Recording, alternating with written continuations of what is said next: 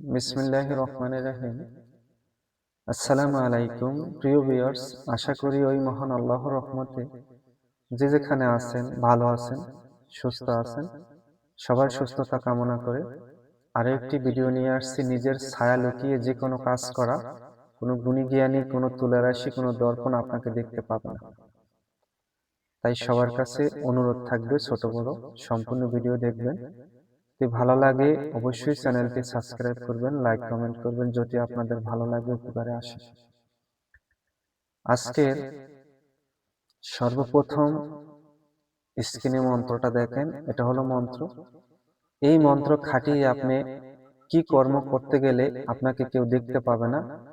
তাই সবার কাছে অনুরোধ, সম্পূর্ণ নিয়ম এখান থেকে দেখে নেবেন, তারপরে কর্মটা করবেন। মনে করেন আপনি একটি বশীকরণ কাজ অথবা বিচ্ছেদ কাজ করছেন কোনো লোকের অনুরোধে। এখন আপনার দর্পণে অথবা আয়না পড়ায় অথবা জলের ভিতরে আপনাকে দেখতে পাবে যে ওই কবিরাজ এই কাজটি করছে। যদি আপনি আমার নিয়মে যেভাবে দিতেছি এটা করতে পারেন, আপনাকে কেউ দেখতে পাবে না।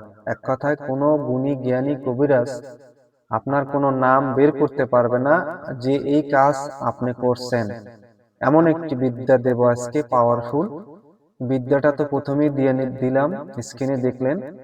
তার নিয়মটাও দিতেছি।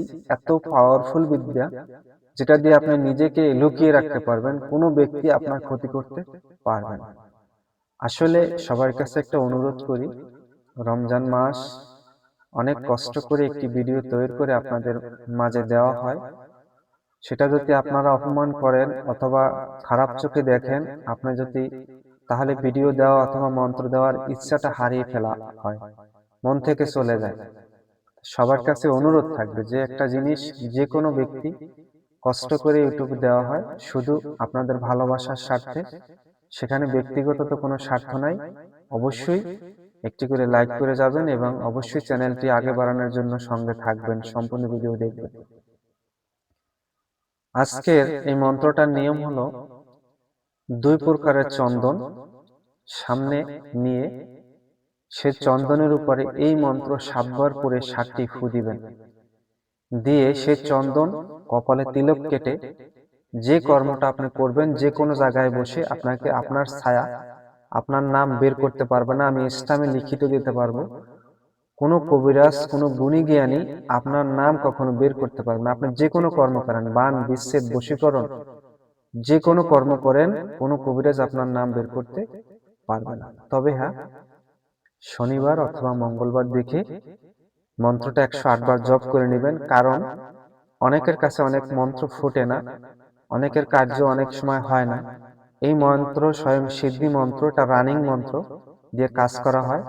অনেকের কাজে হয় না, সেই জন্য বলছি যে 108 বার জপ করে নেবেন, তাহলে ভালো হবে, আপনার কাছে করতে সুবিধা হবে। আশা করি সবার ভালো লাগবে। আজকের মন্ত্রটা দিলাম, এই এটা দিয়ে যে কোনো কর্ম করতে গেলে কোনো ব্যক্তি আপনাকে দেখতে পাবে না। আমি নিয়ম আবার বলে দিচ্ছি, 2 প্রকারের চন্দন নেবেন দশকর্মা দোকান থেকে। সেই চন্দনের উপরে 7 বার মন্ত্র পড়ে 7টি ফু দিয়ে কপালে তিলক কেটে দিবেন এখানে।